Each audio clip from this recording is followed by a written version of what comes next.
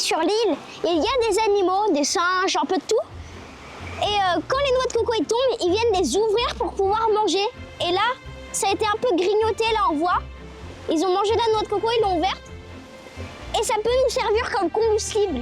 Parce que c'est très très sec. C'est comme de l'écorce de bois.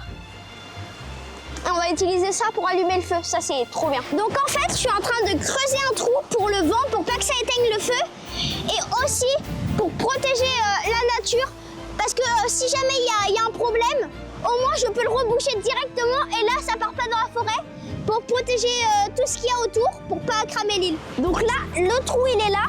Là, il y a le combustible pour que le feu s'allume. Et quand il sera bien allumé, on va mettre des bouts de bois secs pour qu'il ne s'éteigne pas. Sinon, après, on peut plus cuire les poissons, c'est logique.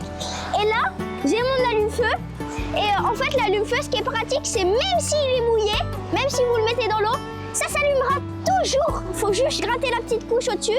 Et là, vous pouvez gratter, même quand il fait froid, même partout, ça peut s'allumer, ça. C'est vraiment au top.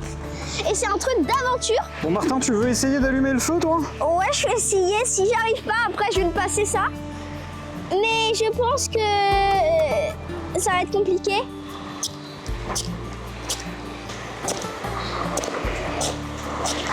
Oh, ça commence à cramer. On va mettre... on met un peu d'oxygène. Let's go, on commence à faire. Ouais, le feu il s'est déclenché. Trop bien. Avec là, le feu.